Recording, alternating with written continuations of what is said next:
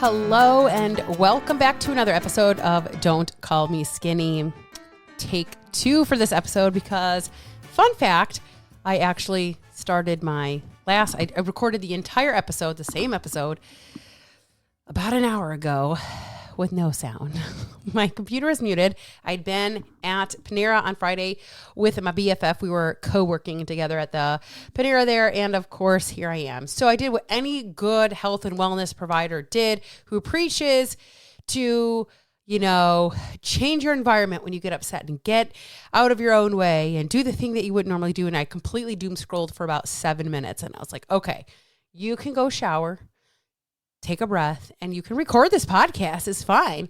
Maybe it'll even be better the second time around. So today we are talking menopause, perimenopause, and the 2 powerhouse duo things that you need to be implementing. And if you're not, you need to start yesterday, aka when this was recorded. But in all seriousness, you need to start like now, like this non-optional. One thing that we really have to understand and learn is that our health is not an option. What we do for our health is not optional. Like it's become this whole, well, when I have time and if I have this and I don't have space and I don't have the time for that and I don't have the money for it and I don't have the, patience to meal prep and great. It's not a choice. Okay. Just in case for anybody wanted to know or anything else like that. So I want to talk about menopause and understanding that we cannot change menopause. We cannot change the fact that we're going to go through it. We cannot change the perimenopausal symptoms. We cannot change any of these things. But what we can do is bring a set of tools to the table that we know that can benefit us, that we know that can help change and manage more than anything the symptoms. We're not getting rid of symptoms. We're not getting rid of the things like the hot flashes and the mood swings and the hormonal belly fat. Not entirely true there, but we can manage these things better so they don't seem so hard and overwhelming and take over our life. And then we're just like, oh my gosh, this is terrible. I hate being a woman, all these things. This is not how menopause is really supposed to be. And I will even say this can be attributed to even your own cycle. If you are a person that is like, oh, my periods are so bad and they're so awful and I can't do anything and I have, really bad cramps and really bad headaches and my boobs hurt and all these things, guys, it's not normal, right? Your period should just start. And maybe, you might feel a little bit of bloat, that might not be abnormal. Maybe you might feel a little bit of like a shift in your mood. You might seem a little bit more irritable, but right. It should not be so far. Like I remember girls staying home in high school because their cramping was so bad. That is not normal, guys. That is a sign of poor health. Okay. And these symptoms don't have to be as bad as what we allow them to be 97% of the time by choice. Okay. And I'm going to preface, it's not your fault, but it is your responsibility. So let's talk about the 2 powerhouse things that you need to be pairing, the duo of all duos during menopause, and that is protein and strength training. Okay.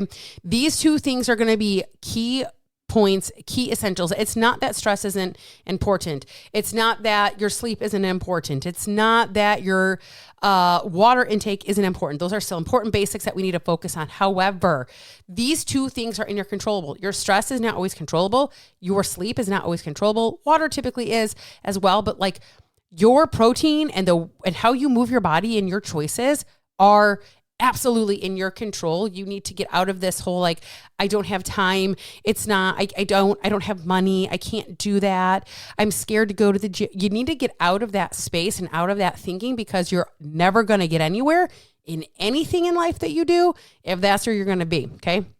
And that's just the fucking reality of that. So let's talk about that, right? What are the benefits of protein paired with strength training during menopause or even during perimenopause while we age, right? As we age, estrogen is on a rapid decline. Our estrogen starts dropping even before perimenopause, and it is a significant decline during perimenopause and then menopause, obviously, because that's why we end up losing our period again. Okay. So it is crucial. Okay. Estrogen plays, a role in maintaining muscle mass and bone density, both of which help us prevent, losing the muscle mass that we need to stay not fragile, like, breaking bones every other day, as well as, osteoporosis. Okay. And the muscle loss, the correct term or the medical term that it's used is sarcopenia. And then bone loss is the osteopenia and osteoporosis. So these are the medical terms you probably have heard before. If not, we're just going to call muscle loss, bone loss, those kinds of things. You may like, haha, tee hee hee, my grandma shrank. All of a sudden I was taller than my grandma because she started shrinking. It's not funny, really. This is even something I actually talked about the first time I recorded it, but I used to think it was like so cool that I was getting taller than my grandma, and it's just quote unquote part of life. Well, no, that's because your bone density is declining significantly. That is what even men have a decline here, even though they don't have estrogen, but they do have a decline of bone density. Theirs just tends to stay a little higher because they have more testosterone. So again, as our estrogen comes down, right, we start to, other hormones in our body, like our testosterone, start to take a little bit more control. Hence why we get things like the hair, the facial hair, when we go through that. Like maybe you get the quote unquote, they call them the whiskers, and you get them on the chin or you get them wherever. Like this is normal. While it's not fun, like this is the reality of it. And this is what happens. And in order to maintain during this time as much estrogen as possible and as much muscle mass and as much bone density as you possibly can, protein is essential for this. Okay. So even understanding how it can slow down your estrogen loss. It doesn't mean that it is going to take it away, but it also compensate slightly for that estrogen that we are losing. And again, you can't change it. Just like you can't go out and glue all the leaves back on the trees in the fall. This is happening whether you like it or not. It's just a matter of what are you being fucking proactive about and gonna fucking do something for, and what are you not, okay? So, also during this time, we also notice a lot of like belly fat, right? You get like the pregnant belly, even though you're not pregnant. You notice that your fat stores, like, man, I never used to have a belly, but now all of a sudden I have a belly, right? It often will distribute, the loss of estrogen distributes this fat distribution to the abdomen. This increases type 2 diabetes, heart disease, high blood pressure, all of these things, okay?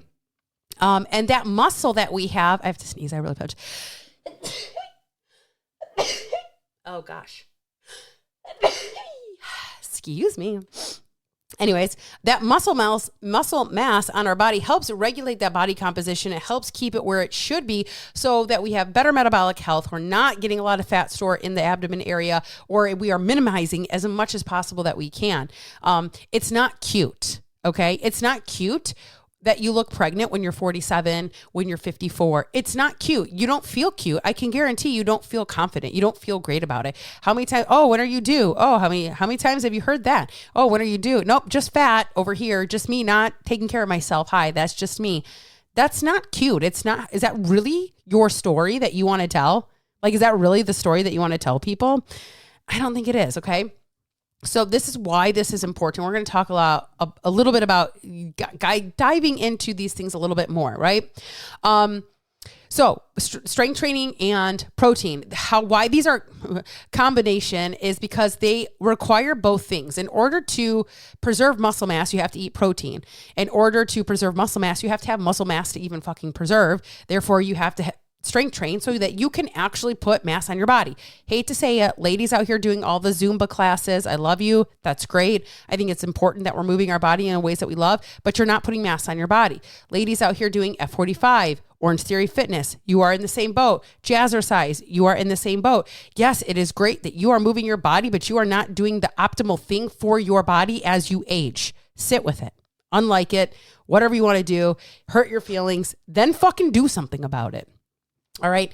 So as we age, our bone loss accelerates. And this is where we get into the osteoporosis phase, right? We can lose up to 20% of our bone density within 5 to 7 years after menopause due to the amount of estrogen that we lose significantly quickly. Okay. This is significantly. And just to be super clear, women in their own right can, I just bought a book by Jeff Nippert called The Ladder.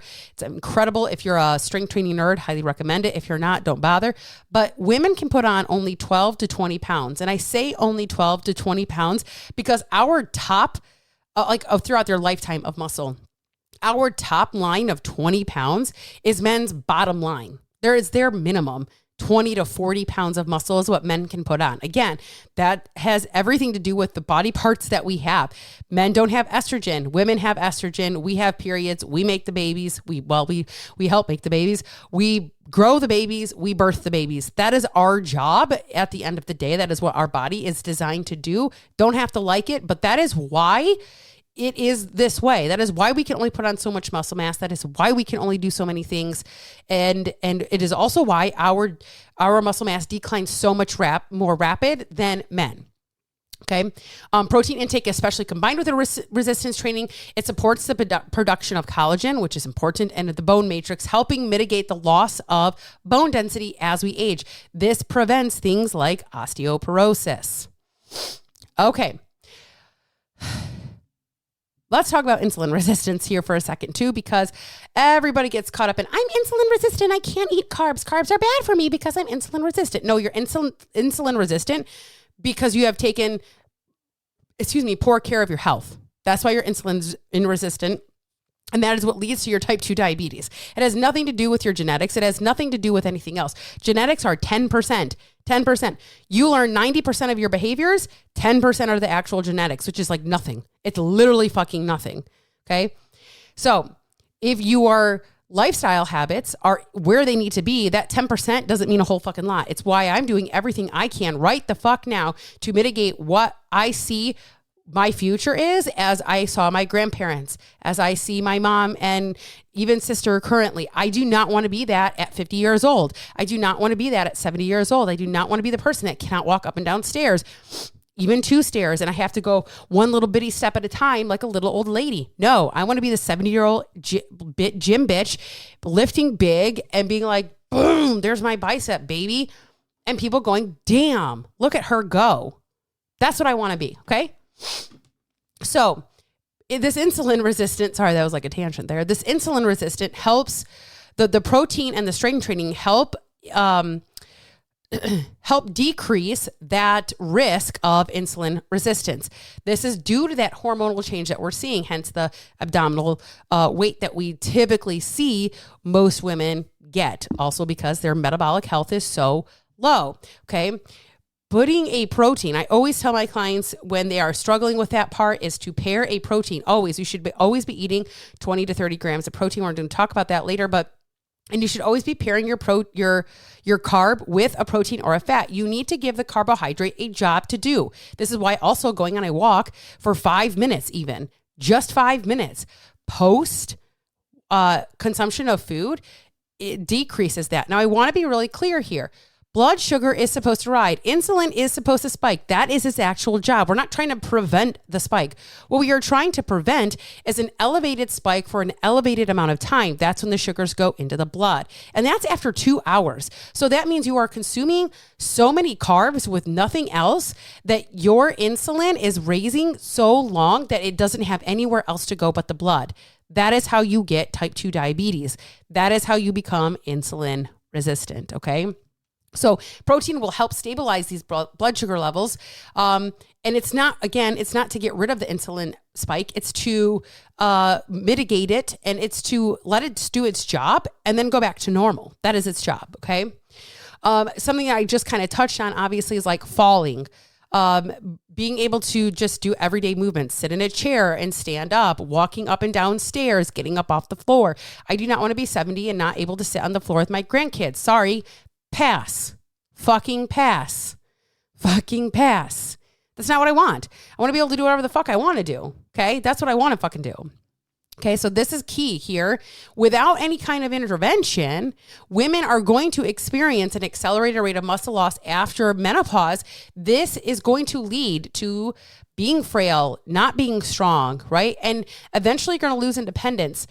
I don't know the exact statistic on this, to be honest, but I do know that typically when you end up breaking something, a hip, a collarbone, an ankle, a shoulder, or whatever, and you end up in the hospital as an elderly person, it's not the break that gets you, it's the going into the hospital and your inability to get back and make a comeback from that. When I broke my foot, the work that I had done 3 years prior of losing weight and building up bone density, literally, she's like, besides your shoe, like being nice and tight on your foot, she said, I don't really know how your foot isn't shattered. Okay. I'm a firm believer that the work that I had been doing and building up my bone density and getting strong is a big reason why I had a partial break when I dropped a 45-pound plate on my foot. Okay. I am 100% sure the work that I had done made it so that I could make a comeback from that shit. I didn't gain a bunch of weight. I didn't fall into the trap of like, woe is me.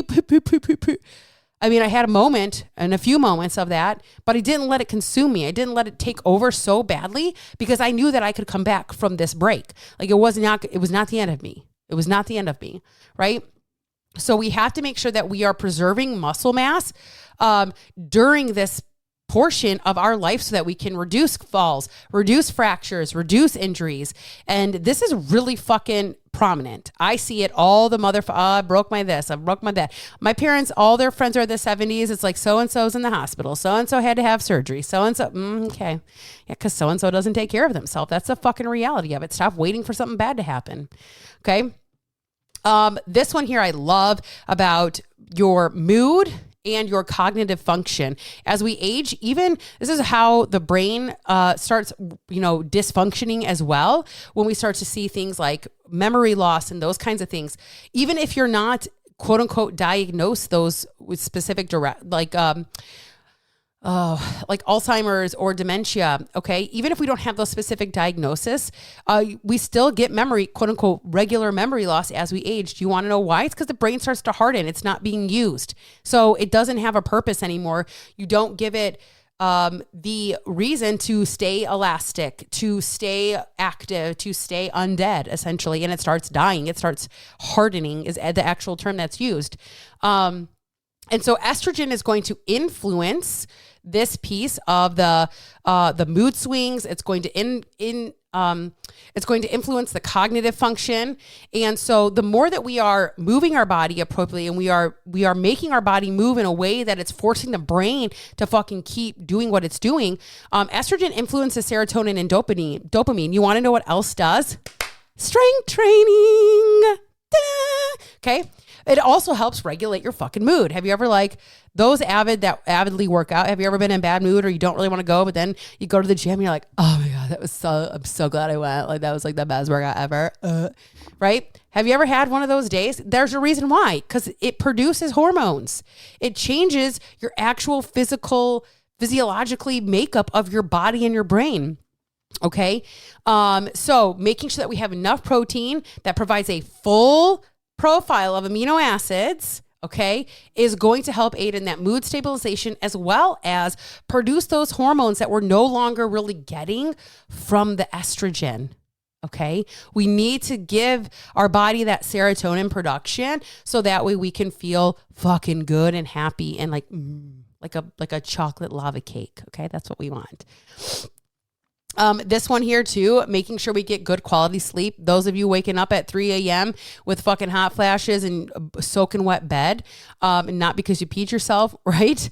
These are all part of that hormonal change. So making sure that we have protein-rich meals to help regulate those blood sugars throughout the day helps that cycle of blood sugar and cortisol in the evening time when we are trying to sleep, when the body's trying to do its thing, right? Same thing. It's going to help provide building blocks for that melatonin to help keep you asleep and staying asleep. Okay. Plus the serotonin that helps us wake up a little bit happier, a little bit better, and just overall supporting better sleep. This is crucial.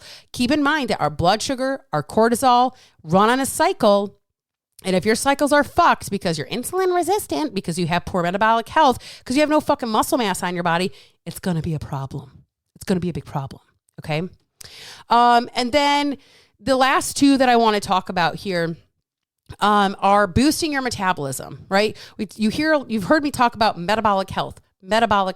Even on my Oura ring, I have something that tells me what my metabolic health age is. Currently, I'm only 1 year lower than my actual age, which I'm actually pretty impressed with because a lot of you will see that between your height and your activity levels, you're maybe 5 years older than what you're actually what your metabolic health is actually older than what you are. Okay. So menopause is going to lead to a natural decline in your your basal metabolic rate. I've done a whole podcast on this, and maybe I need to redo it again. And this is going to be reduced because of that reduced muscle mass. Remember, somebody's like, what's the best fat burner? Fucking protein and muscle. Stop buying a supplement, go buy a pack of chicken and fucking eat it after you cook it. But after you eat it, or after you cook it, eat it. That is your best fat burner that you could possibly buy. What happens is that the more muscle mass that we have in our body, the more our body burns at rest. That is what we want. Okay. Protein also requires more energy to digest and metabolize. Okay. So this is your thermic effect of food. This actually is the thermic effect of food, what it takes to digest your food throughout your day, protein being the most calories, is actually more than your workout. Your thermic effect of food is at 15%, your workout is at 5%. And so many of you are so fucking worried about how many calories you're burning in your workout. It doesn't fucking matter how many calories you burn during your workout. Go lift weights to build your muscles, to get strong, to help with your bones, your ligaments, and your joints, and fucking eat protein in a balanced meal so that you can do those things for a long time. Boom, done. Okay. The other thing here, the last thing I want to talk about is improving the quality of life. Okay. I'm going to say this, and I said this a little bit earlier. There is no way in fucking hell that you're walking into a room looking pregnant at 52 years old going, God damn, I'm fine. Deep down, there's a piece of you that fucking cannot stand it and you hate it. And you look at yourself in the mirror and you put the blame everywhere else except for your own fucking actions that you're not doing to help prevent it. Now, not that it's going to ever go away fully or anything else, but at least if you are taking actionable steps, you can say, hey, I'm actually doing something about this though. I'm actually trying to change this. Okay. So strength training and protein actually build your confidence. They change your body composition. This is why some of you still, even as you lose weight, you're like, oh, I'm losing weight. Oh, I'm losing weight. Great. But are you losing muscle mass? Because if you're not strength training, you're losing muscle mass. That's the reality. And again, I'm not talking about Orange Theory Fitness. I'm not talking about your Zumba class. I'm not talking about your Beachbody shit because they don't typically train very heavy in there. It's a lot of high intense cardio and very high rep range things. It's not that high rep ranges are bad, but they're not most effective for certain things like hypertrophy, like building muscle and strength. Okay. It ain't where it's at. Your Zumba class ain't where it's at. Even the one that has the little the shakers. That doesn't matter. That is not muscle mass building. You need to be eating protein and strength training in some kind of gym with some kind of weight. And I'm not talking about 5 pounds. I'm talking about 15 pounds, 40 pounds, 60 pounds. Ladies who have birthed children, you carry way more fucking weight than that between groceries and children. Let's get it together. Okay. But there's no way that you have a confident self-esteem if you feel at 52, at 47, at 40, that you're pregnant and you look pregnant and you're not pregnant. That is not confidence, ladies. Now you can accept like, okay, this is my body. We're going to get into that whole like body confidence thing. You can say, yeah, this is my body. And you can accept that, but it doesn't mean that you enjoy it. It doesn't make you confident. And it doesn't mean that you can't change it.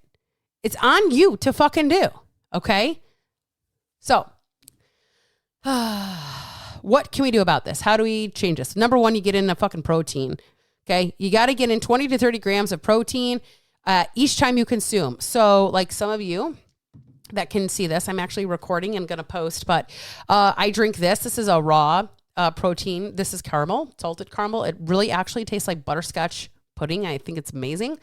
And so this is like one of the things I use, but I also use whole foods like chicken. I've started getting on a really cottage cheese kick, which I spent all weekend doing with my BFF. We made this like taco dip. We made bread. We made a chocolate cake, which was okay. I think there's some things that we would tweak in that, but it's all high protein. It doesn't mean it's like, I don't want to say it's like it's a healthy indulgent thing.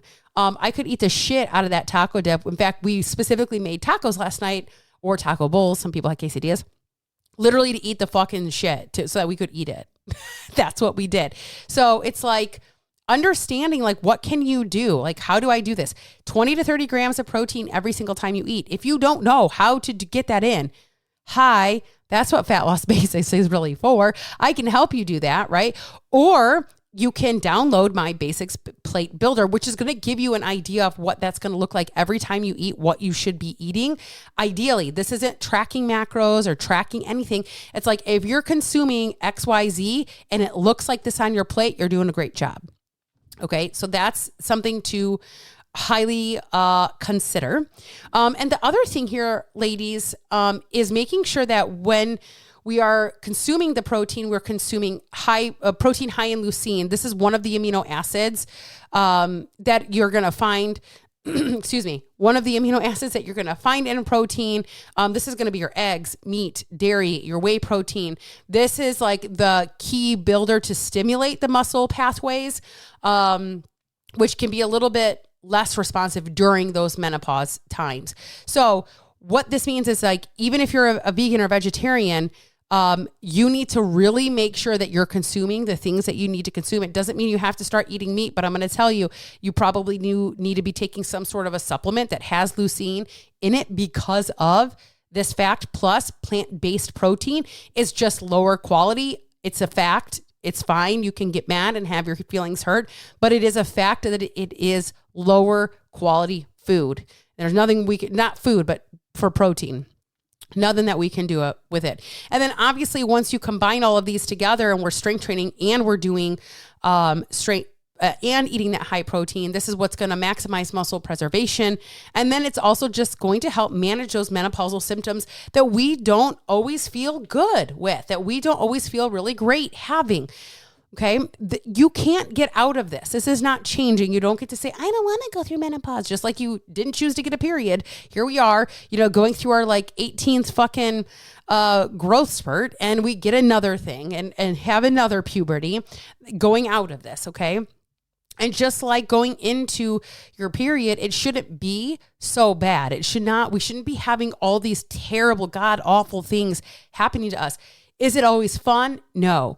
Are you going to have some symptoms? Probably.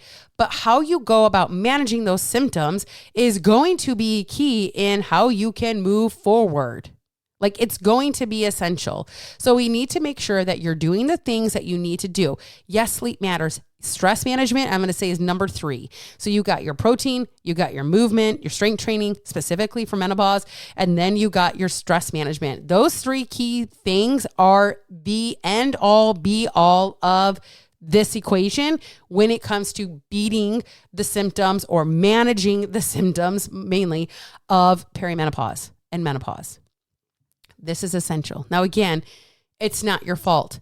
Nobody asked for it. When you're born, it's like, God damn, I didn't ask to be a girl. Like, what the fuck? Great. But it is your responsibility to fucking handle. And if you don't want to be the next statistic, you don't want to be like your mom, you don't want to be like everybody else in your family, well, you got to do something different. You got to do something different. Who was I talking to the other day? I forget. I was having a conversation with somebody and she was like, all the women in my family are extra large. Oh, I remember who I was talking to. And if I don't handle my shit, I will be extra large. Yeah, it's the same here, guy. But that's not genetics. That's behavior. And if I had to go back and look at all the women in your life and in your family, just like all the women in my family, what are their behaviors? And I bet there's a lot more that coincides with behaviors over genetics. So that being said, you guys, I hope you have an amazing rest of your day today. I hope you had a great weekend.